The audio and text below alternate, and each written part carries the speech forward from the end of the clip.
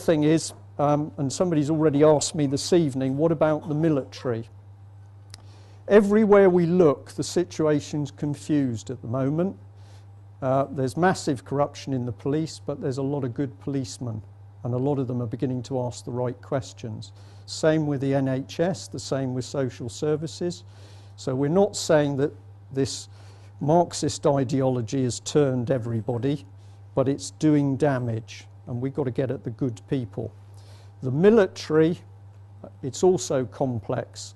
I have absolutely no doubt that we have senior officers in all three services who are total and utter traitors, and we are going to work to expose the worst of them, because they are working for the government's political programme. They are not interested in the defence of this country. I can tell you that a lot of ex-Special Forces people are at the point where they believe appropriate action should be taken, whatever that means. And I can tell you that more and more of the military are realising that Afghanistan is deliberately being used to kill and maim British troops, so that the army is so weakened we have to call on a joint programme with the Europeans. If we allow any of the European armies in this country, we have lost. That is an absolute military fact. And Albert, who I think is still here, is deeply concerned because we're now discovering that people who are not even British are being brought in to be police. And I suggest that when we are faced on the street with two Lithuanian-based officers, their values are not necessarily going to be the same as your local friendly Bobby. So all these factors are there. The good news. In the last few months, we have seen an unbelievable change in people. So the activist groups are forgetting the petty squabbles. We still have a few punch-ups. But if we talk to John Harris, or we talk to what Albert's doing, or we talk what the British Constitution Group's doing, or you listen to what the main major speakers, Ian Crane is another one, they've all got a big chunk of the truth. We may not have it exactly right, but we're now seeing people join together. They have worked to isolate everybody, to make you fearful, confused, mistrustful, antagonistic, and we've got to bring people back together. If you're religious, the churches are shot, absolutely shot. And when I gave a talk in Dublin, somebody asked me very early on, are you a Protestant? And I said, yes, I suppose I am, but I'll qualify it. I've come to the conclusion that the head of the Church of England is a Satanist. And there was a gasp from the audience, and I said, so that entitles me to say I'm highly suspicious of the Vatican. There are ways of dealing with people, and what we are seeing is if you get back to treating people as good, honest individuals until they prove otherwise, you can work with them. So we are seeing this network grow. We know that the cabinet is very frightened at the moment. That's why Blair's paying £600,000 to be protected 24 hours a day. Cameron is so worried about what's happening, and he doesn't like being called a Cabbage Patch doll, but he does look like one. He's so worried, he's telling his team apparently that they're going to legislate against us.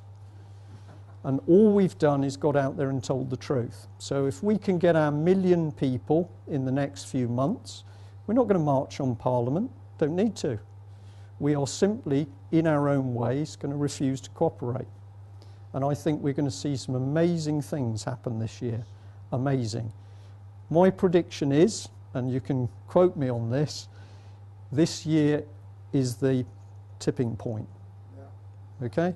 It's not next year. It's this year. We either get this thing going this year and life gets better, or our children are going to regret it. And I haven't come all this way for my children to regret it, okay? So you guys are the important people, not me, but you've got to get out there, talk to your friends, talk about what you've heard, what you know, what you believe, and it will happen. Okay? Do a bit of praying as well, because that's important. Okay, thanks. Now, questions? Will we just... Remember the basic rules. You feel free to just sit or stand where you are and ask the question, but more than likely it will be muffled and it will have to be edited. Come on, be brave and come up to the front. Brave and come and stand here, be on camera, be on the microphone, and have your say. Can I ask you a question? Yes. I've come here this evening just to listen to you. I've been on the website and you've looked at the various papers and so on.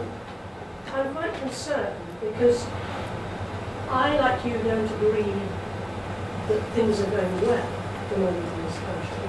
But unlike you, and I've listened to all the different things that you've taken sections on. In particular, I took great offence to your comments about social services.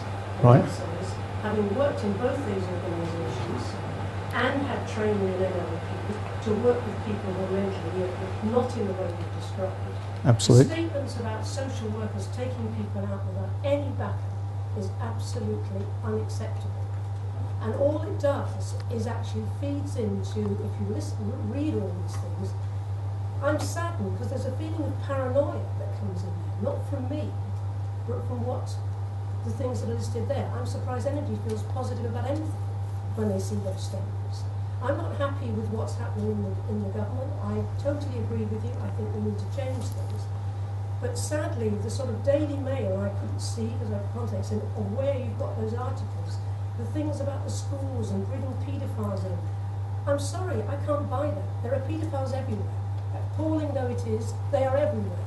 Everywhere. Life, and they have been there. Sorry, they're everywhere. They're everywhere because they are. So, they are there. They're not acceptable. Okay. I don't like them, So and does, I don't like them. if they're everywhere, does that include social services? Yes, of course. Thank you.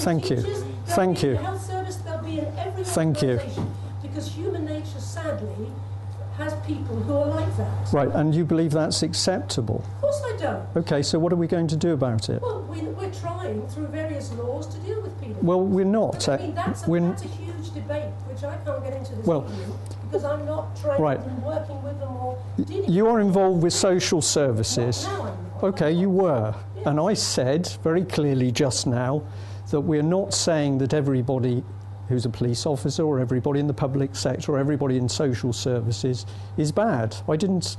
You've added that in the after of it. No, no, it's on record because I deliberately said it because it's a very important thing. When you have had a stream of mothers coming to you with their story of how their children were taken away, and initially you're very suspicious because some of them are deeply traumatised, and then mothers come to you and they come with ring files of documents. And what those documents show is false reports, perjury in court, manipulation of the court transcripts, deliberate lies by the police. When you see the documentation, you suddenly start to realise that something very sinister is going on.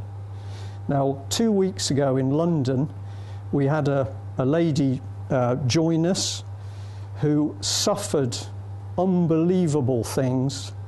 Basically, she was drugged, tied down and repeatedly raped over a number of years in a children's home called Kendall House.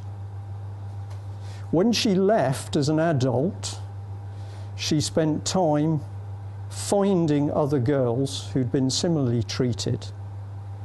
She compiled the documentary evidence in great detail, including the massive amounts of drugs they were subjected to.